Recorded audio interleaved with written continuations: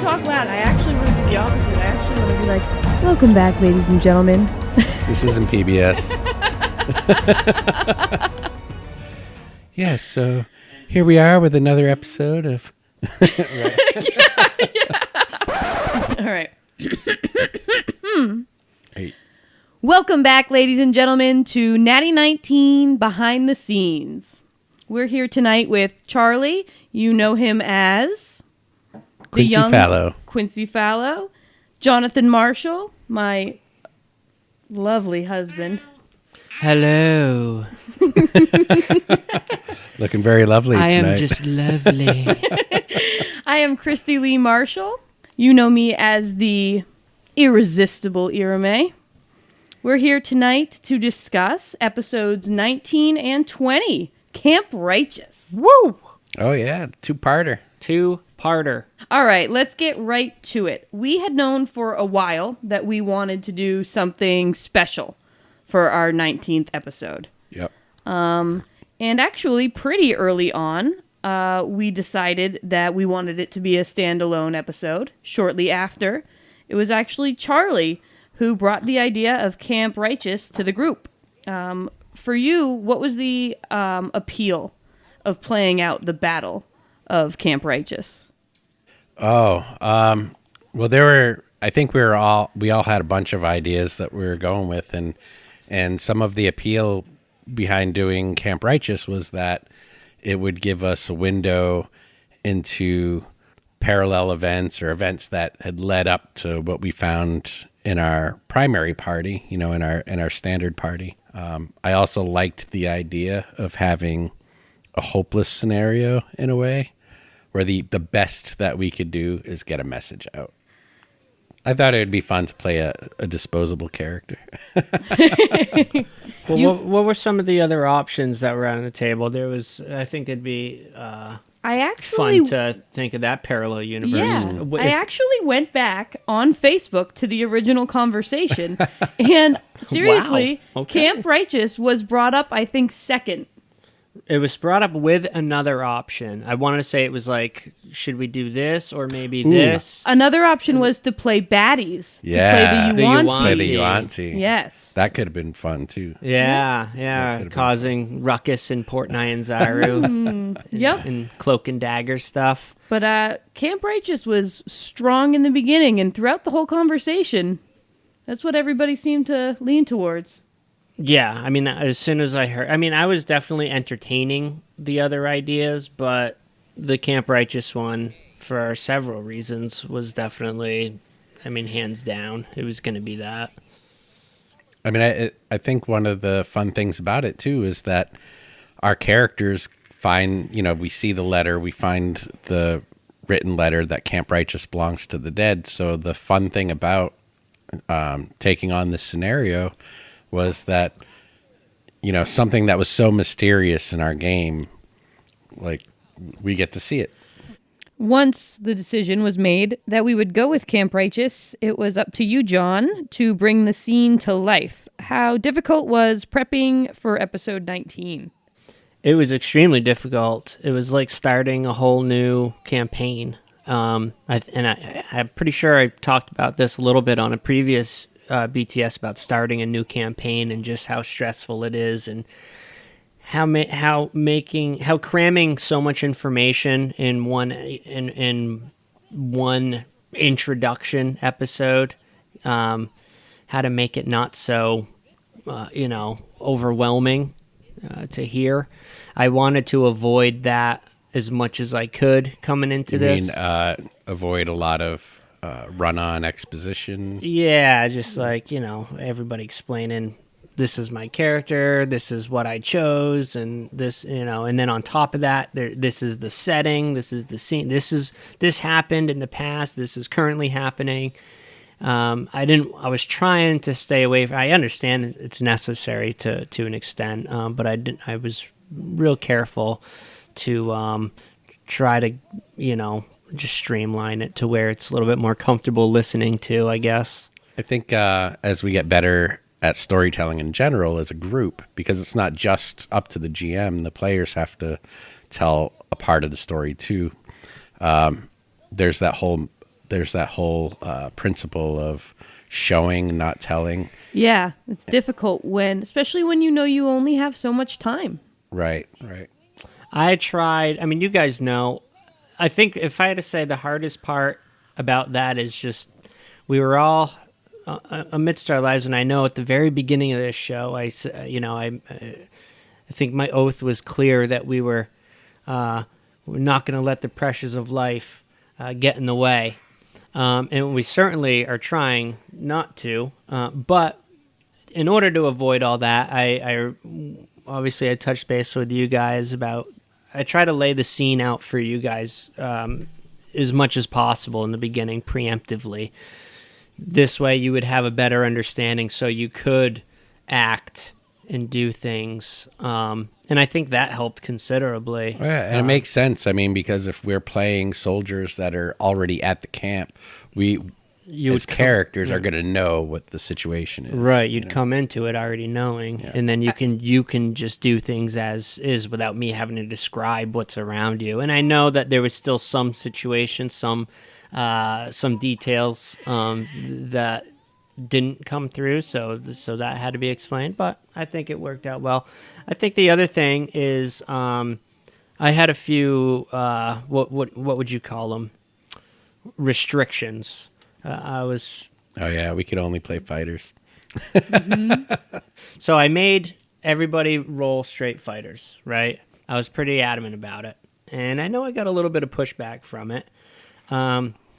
That was for numerous reasons. I wanted Camp Righteous to be more focused on the what's going on there rather than enhanced details, fluff. Oh yeah, I wanted a paladin at first, but I wanted, and then on top of that, I also wanted to show everybody what our team was capable of doing with the same class. If everybody is playing the same class, because a lot of people, you have to admit, there's a misconception out there that in order to be different, you have to be a different class. Right. Everybody has that friend where you play a game and they're like, oh, you're being a fighter. I was going to be a fighter. Right. As if you both can't be a fighter and be completely different. I wanted to show off our skills a little bit, just how unique everybody can make their fighter, and I think it was awesome. Do you think it shined through in just a couple episodes, like just the two-parter? I do. I thought it was great. I think so. I mean, I'll let everybody formulate their own opinions, but I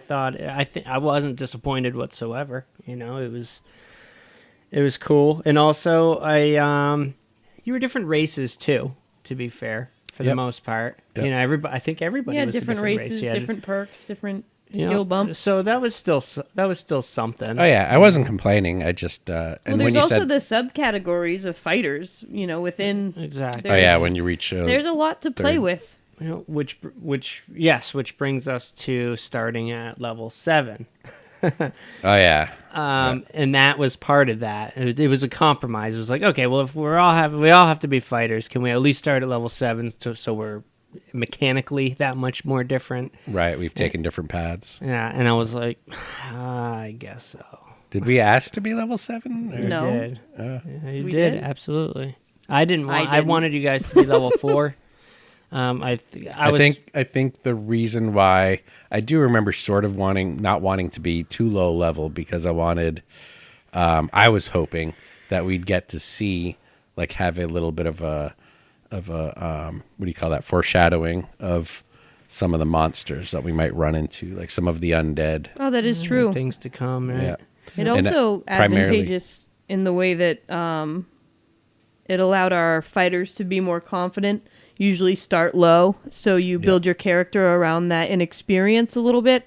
When you start at level 7, you can immediately start with, a little more hubris, a little more oomph. Oh yeah. No, absolutely. But, We had prep to do for this as well. Everybody had to roll a new character, which is hardly work because everybody loves rolling a new character. Oh yeah. Especially Charlie. I know that you love rolling characters. I probably have 6 backup characters for Quincy. Yeah.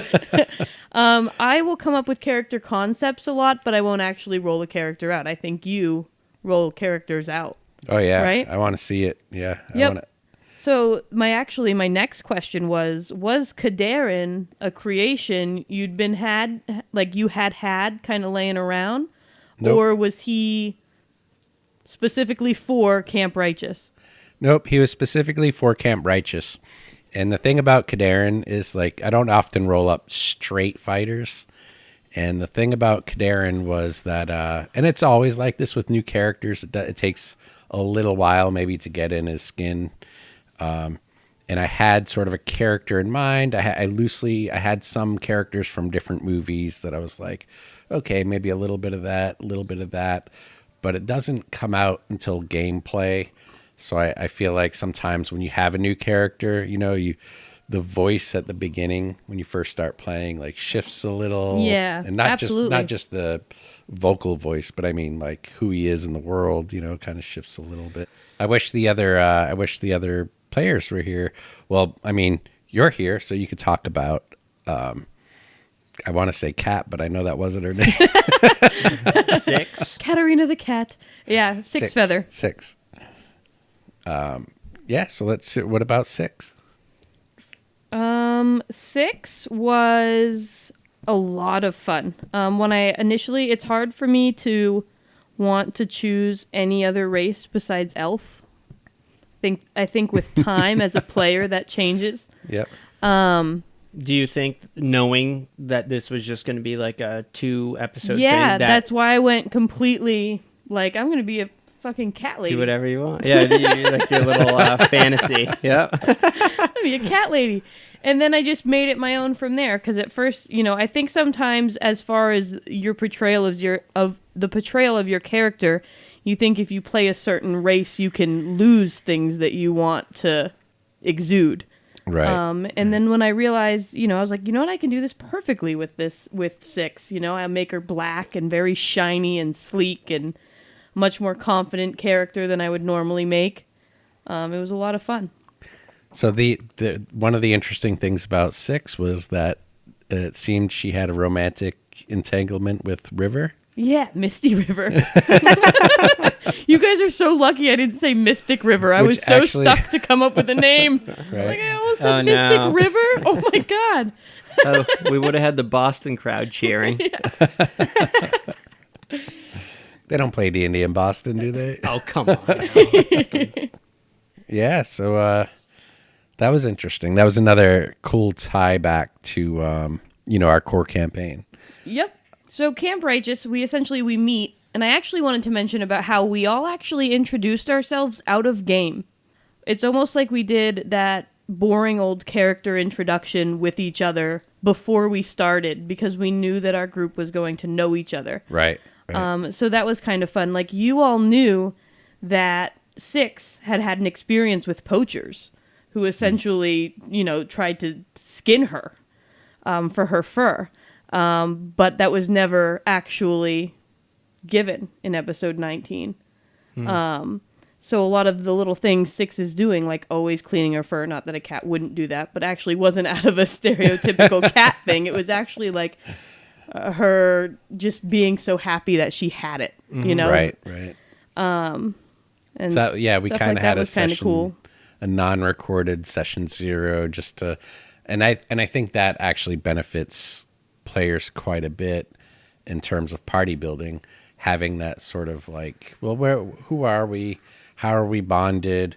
Yeah, it sets a tone of how you come onto the scene already talking to each other. Right, which is something that we didn't do deliberately for our core characters, because in many cases our core characters, Quincy and Copernicus and Aramay and Zavril, were all just meeting each other. Right. Yeah. Yeah, that's the big difference. In episode 19, we come onto the scene.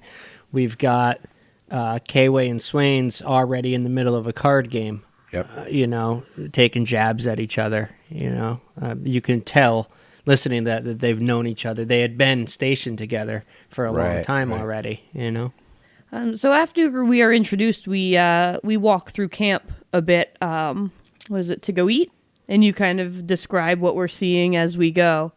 And we discover that Camp Righteous is plagued by a host of problems. The troops are hungry, they're fatigued, some are suffering from shivering sickness, Now, this is a condition that all adventurers in Chult must be wary of. It's our regular group included. So I was curious, actually, what happens if a player were to contract shivering sickness? I think that's a great question. And I think I'll start it off by reminding everybody and just letting everybody know who doesn't know this already, the difference between a hero and a normal soldier. A hero with shivering sickness will most likely get through it, and I'll describe what happens when a hero gets it. It's essentially a disease that's transmitted through the native insects of the jungles and marshes. They carry the disease, hence why everybody is applying that insect repellent. And if you don't, then it's inevitable that you're going to be exposed to it, in which case you would make a Constitution saving throw, DC 11. And if you fail that, you become infected. And so even starting there, a hero would have bonuses to their saving throws most of the time. Yes. Right? Yep. There's a good chance a hero can resist it. For how long, I don't know. Right, Eventually, you're going to get it. Whereas an NPC, an average guy, yeah. He's probably not going to make it. Yeah. If you do get it, if you do fail that Constitution save, it takes 2d6 hours for the symptoms to manifest. I'm reading this right out of the description right now at this point. And the symptoms include blurred vision, disorientation, and a sudden drop in body temperature that causes uncontrollable shivering and chattering of the teeth. You guys saw the early symptoms of it when Timothy had come in. He was shivering and such. Once the symptoms begin, the infected creature regains only half the normal number of hit points from spending hit die when you take a short rest. Wow. So it affects recovery. And you get no hit points back from a long rest. Wow. So eventually you will die. Yeah. Now, at the end of a long rest, the infected creature, you can repeat that saving throw to shake off the disease. So you need to. It's essentially like you're dying, right? know? But to be clear, it's not the disease necessarily itself that kills you. The disease just doesn't let you recover or heal from anything. So you'll either die from, either you'll be so unhealthy that the smallest thing might kill you, or you'll eventually shake off this disease. Now, that being said, the soldiers of Camp Righteous were also suffering from a myriad of other effects, fatigue, hunger, and all that shit. So, you lump all that stuff together, and you've got a nasty situation happening. So, yeah, Timothy, we meet Timothy in our tent, and we can't end talking about the first part of episode 19 without talking about the epic speech at the end, Commander Novak. It was so good. It was so good. Fox got riled up, all riled up. Fox knows it like word for word by now. Yeah? Whenever he hears it, he gets so excited.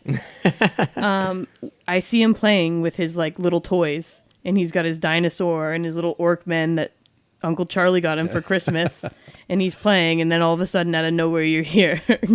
Camp Righteous belongs to the dead.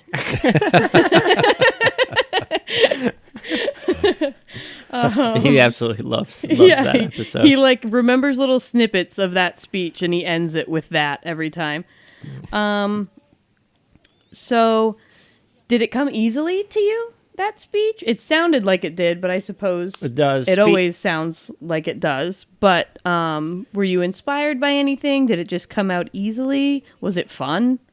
Of course, absolutely, it's fun. Whether it's good or not, I love doing shit like that. I love those kind of Independence Day. Oh yeah. You know what I mean? Whether it's good or not, we're all sitting around the table playing a game. So I'm not holding myself to such a standard to where I can really have fun doing it and not worry about whether it's how it's going to come out. You know, I fucking love that shit. Oh yeah. So and any you've chance gotta I feel, get. and you've got to jump in and take chances like that. And I think the same could be said about players too, for just having conversations or trying on voices for new characters. Like it doesn't matter if it doesn't matter if it's a little goofy or if it doesn't quite, you know. It's so difficult for me. I can't even do an intro.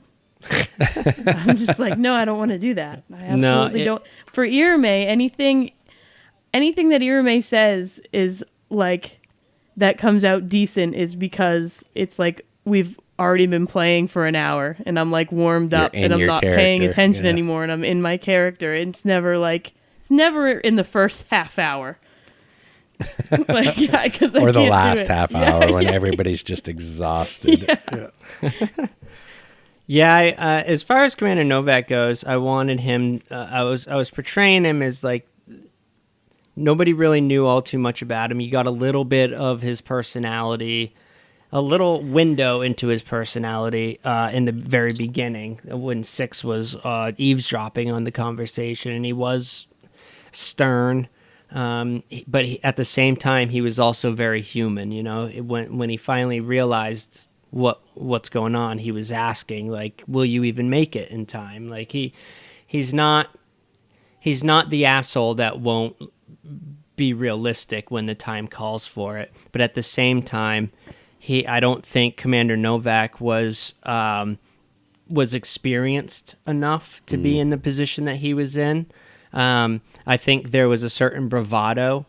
These are the traits that I was thinking of when I created him, you know, and that's what I was trying to portray. And at the same time, I wanted ultimately the message to be clear that it wasn't necessarily the undead that had killed all those men and women.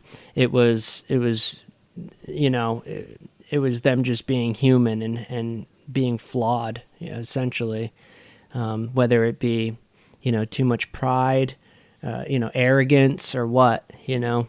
Everybody could have made it out of there if they had just abandoned camp when they got the warning, you know. Right. But that they just couldn't do that, you know.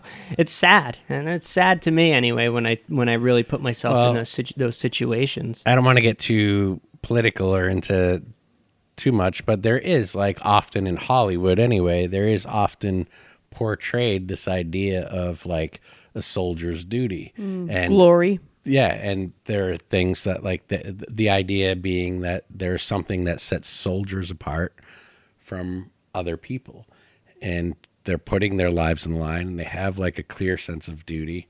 And often, especially in Hollywood movies, we see them ready and willing to make those kind of sacrifices, to face those odds, you know? Sure, yeah. I don't know enough to know if that's true of actual real life soldiers, but part of me, like, you know, the jaded part of me, you know, wonders how much of that's just instilled for the sake of the psychology of your army. You want your soldiers. Yeah, absolutely. To be there. And I think there's always going to be. I mean, you've got your AWOLs and stuff like that. Right. You've got, you know, you hear stories, and I think that even just not AWOLs, just self-preservation. You know, whereas you're not running away, but you're certainly not running towards, you know. But they're often looked at with disgrace, and even like somebody like a draft dodger, if we go back to the Vietnam days, Yeah, you know, that's not somebody who was enlisted and then bailed. That's somebody who just didn't want to be forced to go. Yep. I mean, that we might be getting a little too much into the realm, weeds. yeah. yeah. And feel free to cut any of that. Well, but. I think overall, though, that is the embodiment of Camp Righteous in that whole scenario. You had a little bit of all of that in there. You had the people that were afraid and they were doubting themselves and their decisions, and you had the you know.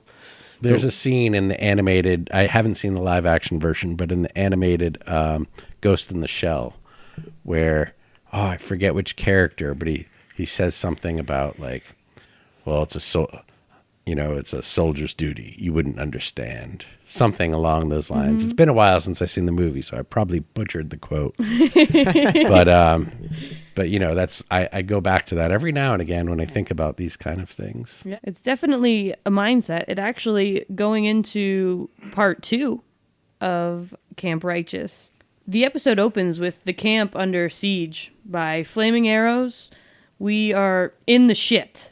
There are undead of all kinds. We've got wraiths, specters, minotaurs. Six is like, who's throwing? Where are these arrows coming from? There was a bit of confusion as to that. Yeah, There was. Yeah, minotaur skeletons, zombies, ghouls, a fucking zombie gorilla with 4 arms, and a zombie vomiting Tyrannosaurus. The question is, for Jonathan, how did you organize a combat of that size? Oh, I wasn't organized at all with it. It was what I chose. There was a few different ways to go about it. I chose to. I wrote up several events. Now, obviously, and I think we talked about this before. I think as a baseline, I should say it again. With a large scale fight, I always lean towards. There's a battle going on in the background, and the characters are still in a normal-sized encounter. That seems to make the most sense for me. There are mechanics to have, large-scale wars where you have units, and those units act as a single character. I've seen those mechanics, and I would love to use those at some point. they do seem more relevant for if the player characters were hiring command. I was going to say like a general or something like that. Yes, absolutely. They have to employ strategy. Yep. But I think in a situation like this where you're boots on the ground soldiers, I chose to have, this battle going on around you guys, and your encounters were going to be normal size encounters with the added on such and such round, roll a d6 and this happens. This event occurs. And I wrote up several events that were happening. What's his name? Dern's, you look around the battlefield and see Dern's up on, some barrels, and he's fending off a bunch of zombies. They're grabbing at him, and he doesn't look like he's going to make it for too much longer. Another event was Commander Novak taking the arrow. So I drew up these scenarios that would happen throughout the fight, and I did randomize them. I don't think I had to, but there's something about making a chart and rolling on it that's just fun. It also gives us that cinematic approach where you're diving deep into your main character fighting, then you're pulling away and you're seeing the battle as a whole, then you're diving back deep into your character fighting and you're pulling back and you're seeing a side character take an arrow, and then you're pulling back in, and that would have been, I was fixed on that from the get-go. I think what I was saying though is I didn't necessarily have to randomize those events. I could have scripted them, and you would have gotten the same effect. Probably better, because you know what I mean. But there's something about random. Some things I don't know. I don't even know. I don't know what I accomplished by randomizing it. Really, maybe it's to some degree it's surprise, right? Because even for me, maybe. Yeah, maybe I like to be surprised, or even in terms of subconscious predictability. Yeah, there has to be something to it. Otherwise, I wouldn't have done it. It could just be fun. Yeah. Well, I was the arrows, right? We'll go back to the arrows and Six's surprise at the arrows. So up until this point, I was just picturing zombies. Yeah. And not just human zombies, dinosaur zombies, beast zombies, but zombies. I wasn't expecting specters and wraiths and, skeletons that were wielding arrows or bows. That wasn't what was in mind, because our core group, our main group, we had only encountered a zombie horde coming through. Right. So we saw ghouls. Yeah. Oh, yeah. Without really knowing. Without really knowing what they were. That's right. But so I guess I wasn't thinking of undead like the whole Yeah, You you know were what I in mean? like You, Walking the whole- Dead mode. Yeah, we had the whole spectrum there. Undead Nation. Which is which is really awesome because now as a player playing Irme, my normal character through the rest, I now in the back of my head, whether I should know it or not, like realize that this isn't just animated corpses. This is All forms all of undead. forms of undead. Yeah. That changes things significantly. Oh, yeah, it you does, know, absolutely. I was curious how you were going to run us all down with like zombies. And then all of a sudden there's arrows and there's, Right. you know. Well, I mean, fun fact, I think if you guys were level 4, right? Yep. You would have been run down by just the horde Yeah. of zombies. Yep. But Not to say that zombies couldn't run you down. I mean, Right. in a I large mean, enough that's- horde, that's realistic. that's what they do, right? Well, I mean, But how The how fun? numbers in and an unrealistic the persistence. I just feared my inability to portray that fun over a podcast, over a show. Even when we first encountered him in the boat with the hands grasping, I was doing everything I can to make it not as redundant, I guess. Just something about a battle fighting 100 zombies. How can you make that sound fun and different as you progress through it? I don't know. Like I said, I have no faith in my ability to do that. So instead, we took this route where you guys are level 7. Let's see some undead. Let's see what else is in there. Now, that being said, these undead are all things that are on the random encounter chart in those undead areas. So I didn't stray too far from the main theme of the story that was written, because I want to stay within the realm. So you rolled on that chart to choose the creatures. That was actually going to be my next question. How did you choose which undead creatures would be featured in the battle? No, I didn't roll on the chart for that. I just looked at the chart and picked this. I categorized them in the CR, the challenge rating, and or the whatever CR fucking stands for, class rating or whatever. It might be challenge rating. I think the hard one is DC, because I always want to say difficulty check, But it's that's like difficulty class. That's where I'm going with the class rate. Okay, yeah. So, but that's how I did it. You guys were all level 7. I didn't want to roll and have things that just weren't going to be fun. So I definitely balanced the CRs against the party's CR, the party's levels. And that's why I did it that way, for the sake of the battle and the show. So, but that being said, I stayed true to the list, what could appear. I didn't go outside of the realm of Chult and grab undead from other worlds to bring them in here. I wanted it to make sense still to the theme of the story. What was the question? You answered it. I asked how you chose which undead creatures to incorporate in the battle. Yep. So let's bring it in a little bit tighter as the battle is ensuing, us as players. So we see Swaney, who plays Hammerhawk. Aye, Yep. Helmut. Helmut. Aye, Helmut. The Mauler, shot caller. He wishes he was a little bit taller.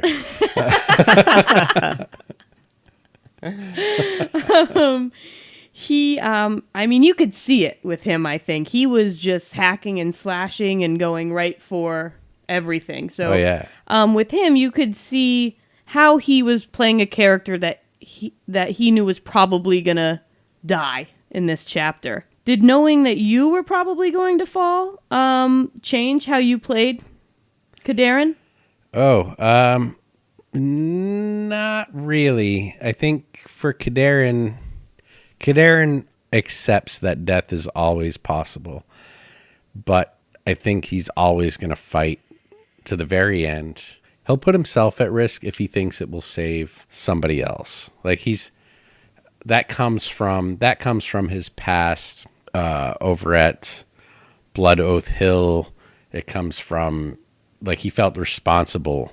Like, he mentions Blood Oath Hill in the game, but basically Blood Oath Hill was a battle where he had some measure of command, and he felt responsible for the people that he fought with, the people that fought for him. he felt responsible for their deaths. So moving forward from there, and every post since then, he's had this idea that he has to do everything in his power to keep his comrades alive, to keep his fellow soldiers alive. So he would put himself, and even his mechanically, like the abilities that he's chosen, give him bonuses for, he could jump in front of somebody with a shield. And, protection. Protection. And so that's where Kaderin was at. He was very unlike Helmuth in that regard. Yep. I think Helmut as a character saw the truth early on. That's how I saw it anyway. Being a dwarf and everything, it just all made too much sense. I think he did a great job with it. Mm-hmm. I couldn't picture Helmut the Hammerhawk acting any different than he did, in that given situation. I don't know many dwarves, though, to be fair, but that's just how I pictured them anyway. Just like, well, we're going down, may as well fucking go down swinging. I think for Kaderin, it's a catch. The situation's hard because the odds seem overwhelming, and he even helps talk Timothy into not abandoning, because there is a sense of duty, there is a sense of honor, and honestly, like, he really didn't think that the odds of survival would have been much greater had they left at that point, had somebody left at that point. Zutuk, right? Keiwei's character? Yep. He wasn't as reckless as Hammerhawk, but he definitely seemed to accept the situation for what it was. Unfortunately, neither of them are here to talk about it, but I know my character, Six, was not going to accept that. Oh yeah, she was looking for high ground. She was looking for defensive She positions. She wasn't gonna abandon, but she was like, you're trying to keep your exit strategy clear at any way, absolutely, or at least in view. And it's because of her past, because her escaping those poachers and that level of self-preservation stuck with her. So rather than feeling like she needed to protect others as much, she definitely felt like she had to protect herself. And so she wouldn't abandon. When she found high ground, she was picking off anyone she could that she saw endangering her friends. But she definitely wanted a way out. She definitely didn't feel like she had to die here for honor or for glory. Or that dying there would serve a greater purpose, good, to protect the rest of... Yeah, yep. Like Port Nyanzaru. Yeah, she joined the gauntlet to stop evils, not to die, So that's why she moved up, and it was difficult for me, and maybe because I'm a newer player, but it was hard for me to accept that my character was gonna die. I'd only played her for an episode, and I liked her. I was like, nope, she's not gonna fucking die here. I think the beauty of Camp Righteous, though, at least for Kaderin, was that even though we were gonna die, is that for once he could be in a place where the enemy was indisputably evil. There's no moral ambiguity the same way when you're fighting other humans, or other intelligent species. Right. Like, should they deserve another chance? Right. None of that Maybe exists. It's a misunderstanding. They just see things a different way. What are we fighting over? Right. Yeah, with undead, though, it is pretty clear cut, huh? Yeah. Definitely. And then mechanically, right? And along the same lines, we all were told to play fighters. And I did feel a sort of obligation to show what my fighter/samurai abilities were, my dailies, my... what are they called?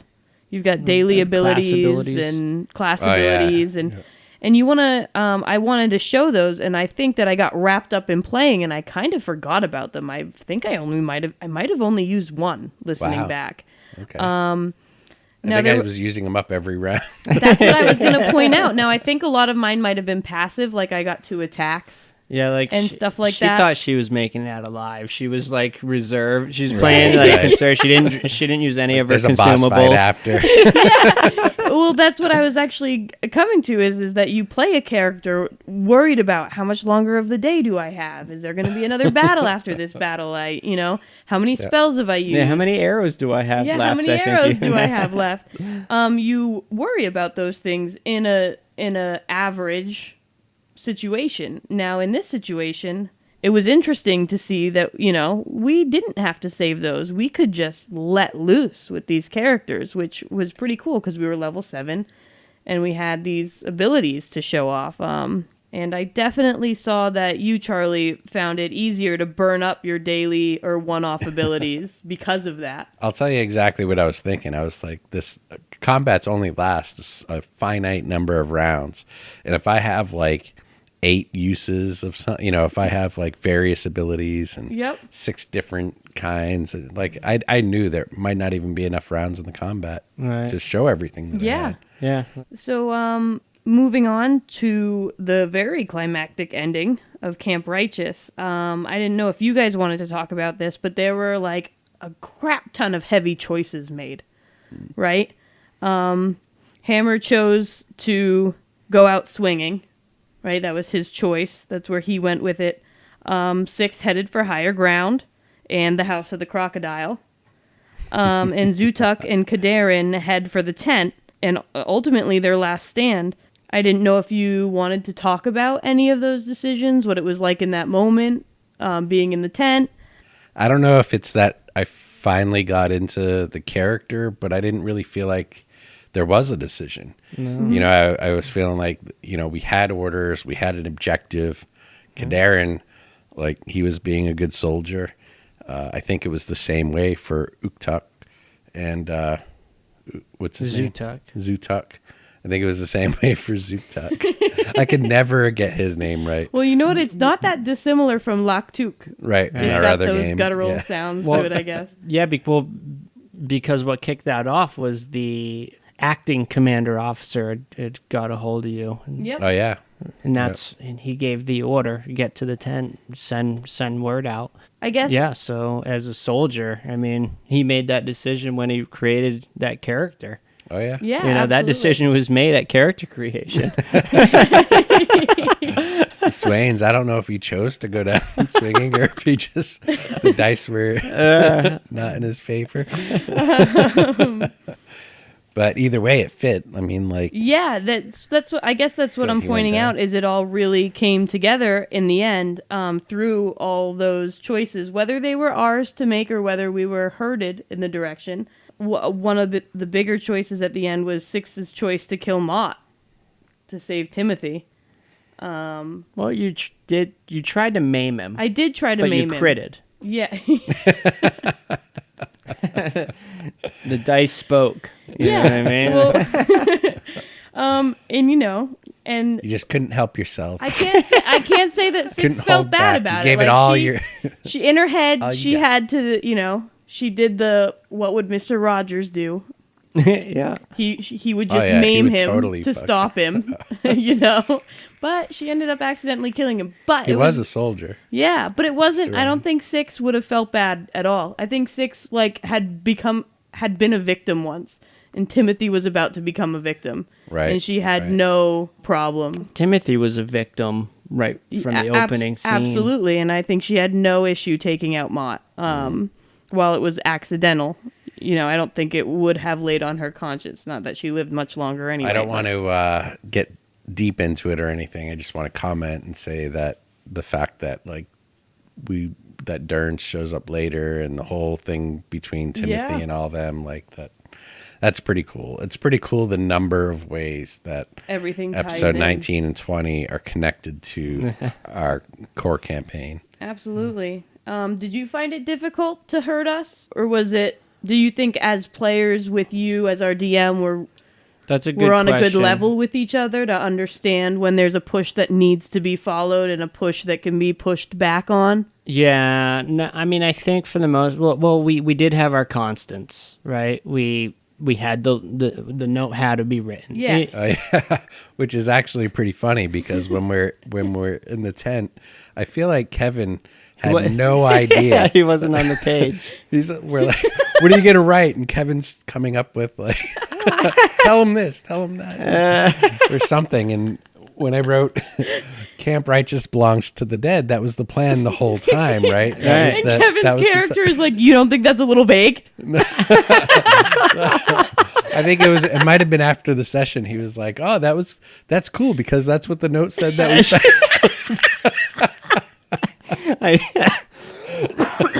That's right. I remember. Forgot all about that. Was the entire point of the whole episode. Yeah, that's actually pretty cool because that's what the note said.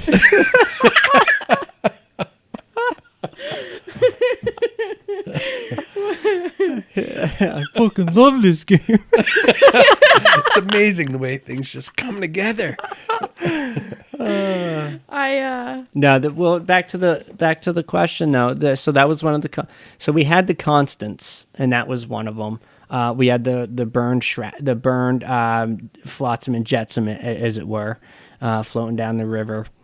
So those things at least had to happen. As to how, I didn't really care. Getting into the tent, that all actually happened on the fly. The acting commander, I just made him up on the spot. At this point, I kind of looked at the time. I looked at the battlefield. I looked at you guys' hit points and everything.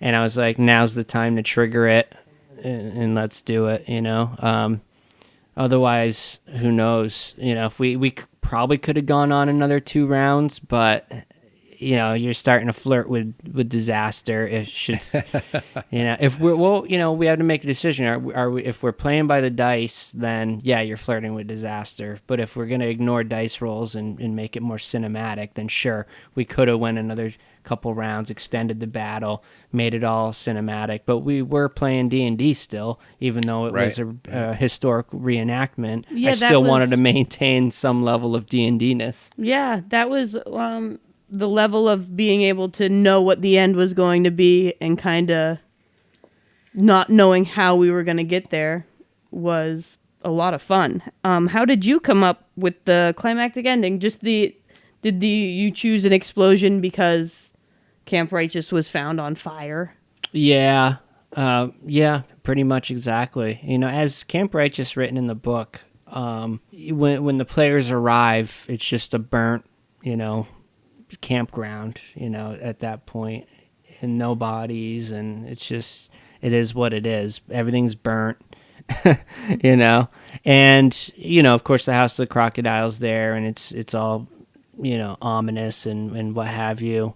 But beyond that, there's no real, and the only real description it gives you as to what happened is, the soldiers that were there, they were overrun by zombies, and they all got wiped out because they were arrogant and they thought they were dicking off. They thought they were more powerful than they were, essentially. Right. And that's pretty much it. That's what they gave me, so, which was enough, to be fair. That I thought you'd almost not want to have more than that. Yeah, no, I mean that was enough for me to be like, to paint a picture instantly of what happened, and in that picture, they didn't have barricades built. They weren't prepared for that many. You know what I mean? It all came together pretty easly in that regard. And as far as the explosion goes, I mean, yeah, why not? Could have been a wild mage with a fireball. Yeah.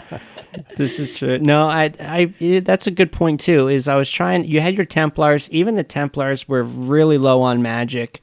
I wanted to keep it as mundane as possible within the realm of fantasy. Right.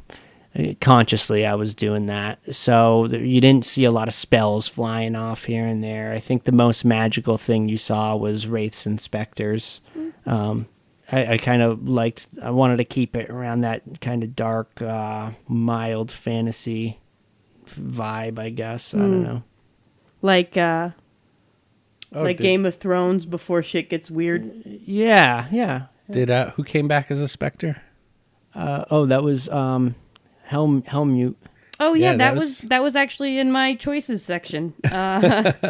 Zutuk purposely targeting Hammerhawk. Yep. Put him out of his misery.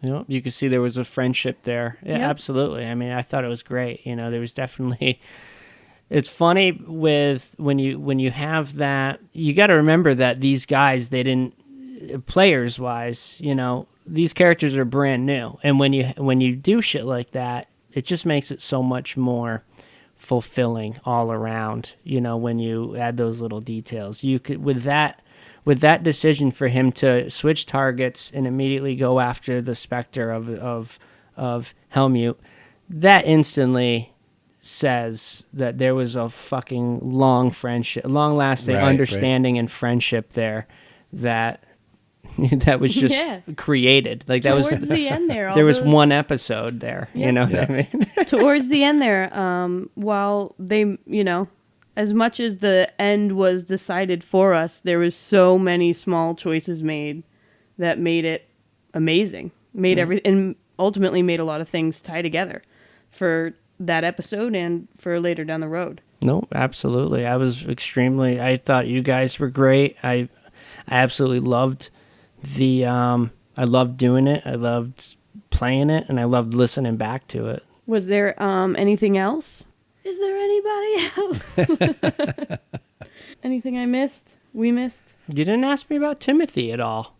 I thought he was going to come up, but no, I don't have anything.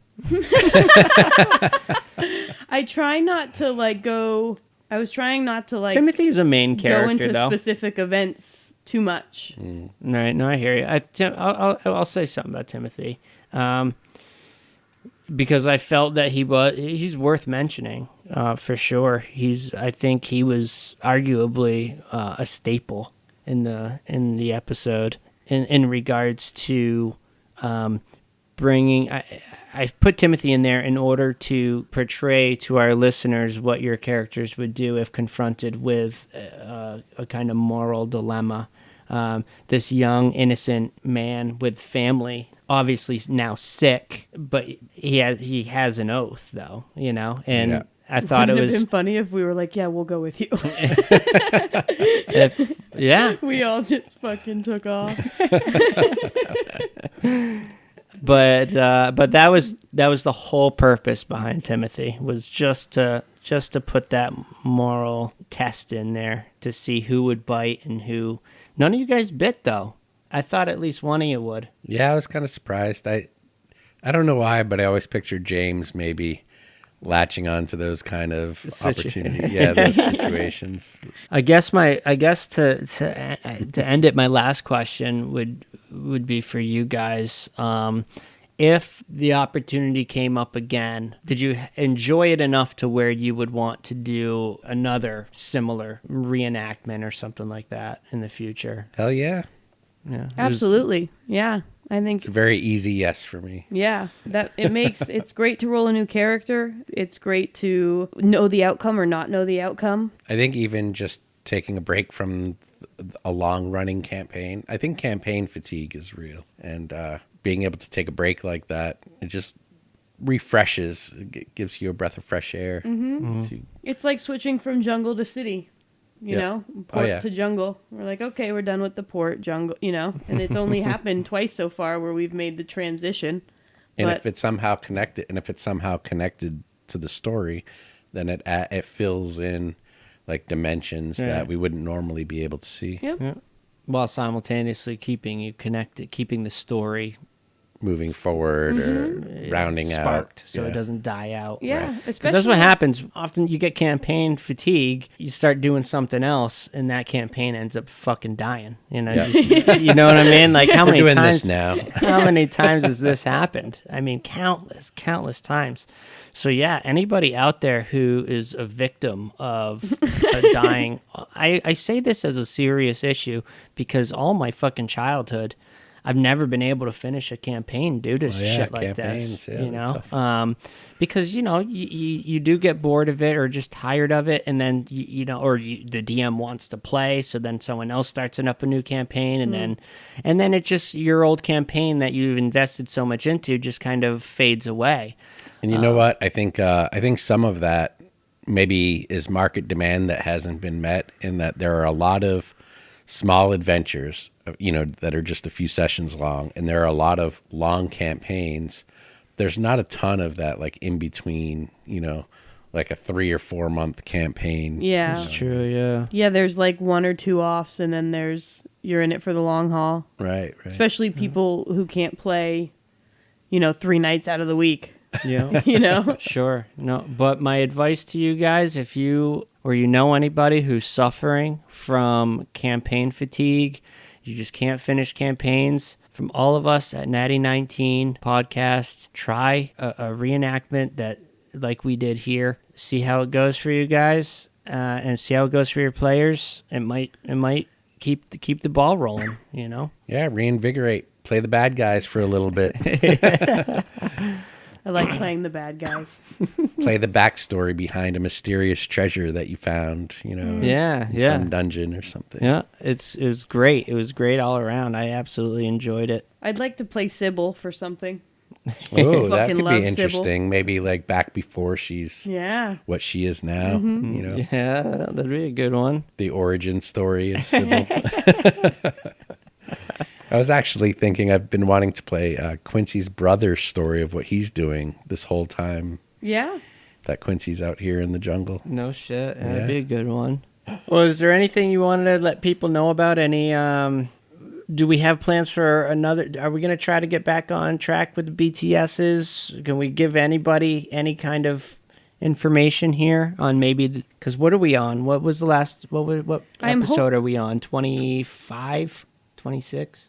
20, we've published 25, 26, maybe by the time this BTS airs, we'll have already published 26 probably. 26, yeah. So I'm hoping... we got to cover a few more episodes, get everybody caught up. Yeah, so. I'm hoping to, in the next BTS, which hopefully comes up very soon, covering 21, 22, and 23. Okay. And that'll give us a really nice boost into catching up from there. Oh, yeah. All right, yeah. So, yeah, you heard it here first. Stay tuned for that coming up. We haven't forgot. We've just been... Summer hit. Hit. We have too many kids.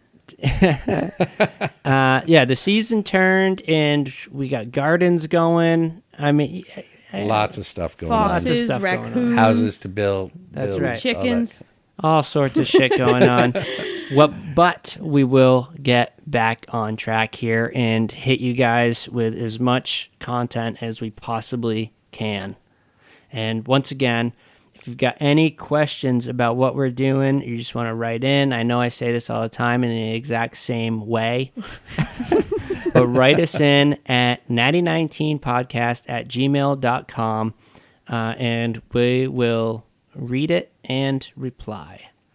Follow us on Facebook, Twitter, all that stuff. That's right. I guess with that said, Good time. we'll see you next time.